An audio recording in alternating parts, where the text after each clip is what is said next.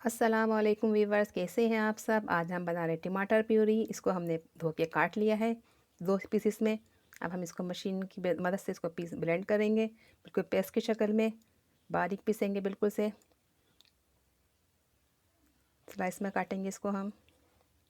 इस टमाटर प्यूरी को हम पका के टिफिन में 1 महीने तक इस्तेमाल कर सकते हैं।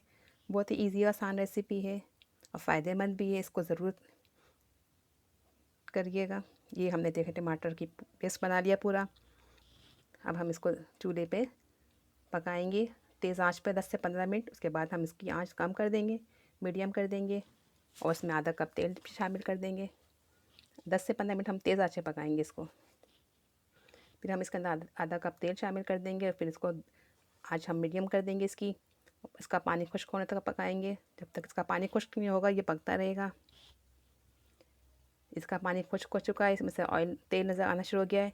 अब हम इसको चूल्हे से हटा के ठंडा कर लेंगे और इसको किसी जार में या बोतल में भर के डिफ्यूज़र में रख देंगे। जब टमाटर सस्ते हों तो आप इस तरह से ले आएँ, इसकी प्यूरी बना के रखें और 1 महीने तक इस्तेमाल करें, बिल्कुल भी ख़राब नहीं होता। अगर आपको आज की हमारी रेसिपी अच्छी लग रही है तो हमारे चैनल को सब्सक्राइब करें, लाइक करें एंड शेयर करें। दुआओं में याद रखें। मिलते हैं नेक्स्ट वीडियो में। अल्लाह हाफिज़।